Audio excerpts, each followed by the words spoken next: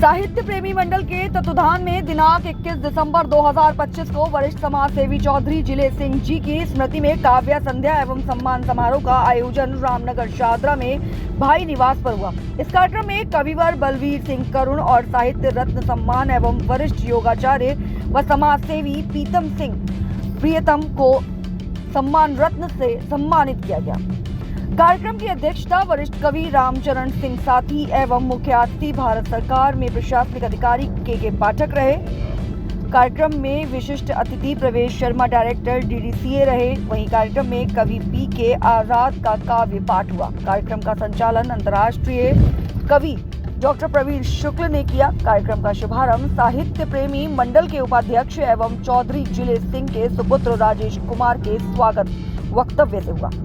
इस अवसर पर वरिष्ठ कवि बलवीर सिंह करुण जी को भरपूर सुना गया और सराहा गया। कार्यक्रम में कॉस्मॉस ग्रुप ऑफ एजुकेशन के अध्यक्ष डॉक्टर शैलेश चंद, पार्षद चंद्रप्रकाश शर्मा, पार्षद शिवानी पांचाल, पूर्व पार्षद सुमनलता नागर, मास्टर टेक्सटाइल और JP फाउंडेशन पब्लिक स्कूल के chairman Pankaj Sharma, Sushil Panchal, manager Gyandeep public school, Umesh sarpanch ji, Vikram sarpanch Digaon, Surendra Verma ji, Niranjan Singh Tyagi ji, Jitendra Chaudhary, Saurabh Jain, doctor BS Kaushik, Dharmveer Sharma Alwar, Hitesh Chaudhary, Rita Singh, Sushma Dappu, Meena Kundaliya, Sangeeta Chaudhary, Adesh Kumar Sharma, Ashok Bansal, Arun Satish Bhati, प्रधानाचार्य अजय पाल नागर, श्रीमती रजनी शुक्ला एवं अनेक गणमान्य अतिथि उपस्थित रहे। कार्यक्रम के अंत में पथिक सेना अध्यक्ष परिवार के सदस्य मुखिया गुर्जर ने सभी अतिथियों का धन्यवाद किया। आयोजन में आर्टिस्ट राजेश कुमार ने कहा, साहित्य समाज का दर्पण होता है और ऐसे आयोजनों से नई पीढ़ी को अपनी जड़ों और भाषा से जुड़ने का अवसर मिलता है। इस तरह के आयोजन क्षेत्रीय स्तर पर साहित्य चेतना को जगाने का काम करते हैं। परिवार के सभी सम्मानित बहनों और भाइयों, दोस्तों, आप सबको मेरा नमस्कार। ये कार्यक्रम पिताजी की पुण्यतिथि पर प्रतिवर्ष साहित्य प्रेमी मंडल के द्वारा उनकी स्मृति में 2 सम्मान दिए जाते हैं। एक साहित्य में उत्कृष्ट कार्य करने के लिए और दूसरा समाज सेवा में उत्कृष्ट कार्य करने के लिए।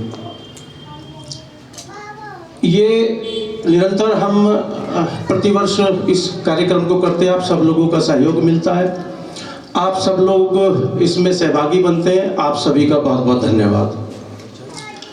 आज का जो आयोजन है, इसमें साहित्य के क्षेत्र में जो सम्मान दिया जा रहा है वह श्री बलवीर सिंह करुण जी, जिन्होंने लगभग 65 वर्ष साहित्य को दिए हैं, जिन पर रिसर्च हुआ है तो 12 PhD हुई हैं, 35-40 किताबें लिख चुके हैं। मैं समझता हूँ ऐसे व्यक्ति को सम्मान देकर, जो हम पिताजी के नाम से सम्मान देते हैं, सम्मान भी सम्मानित होता है। आप एक बार जोरदार तालियों से स्वागत करें। मुझे कोई जब कभी सम्मान देता है, साहित्य प्रेमी मुझे कोई जब कभी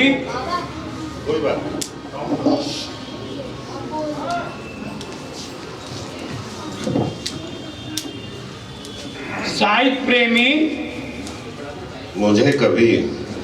मुझे कोई जब कभी सम्मान देता है, रजनी निहित अंतरतम को प्रियतम मान लेता है। क्या बात है, वाह वाह। समाज रत्न जैसे शब्दों से मुझे पैगाम देता है, समाज रत्न जैसे शब्दों से मुझे पैगाम देता है। मुझको लगता है कुछ ऐसा, वो मेरा इम्तिहान लेता है। वाह वाह वाह वाह वाह वाह वाह वाह।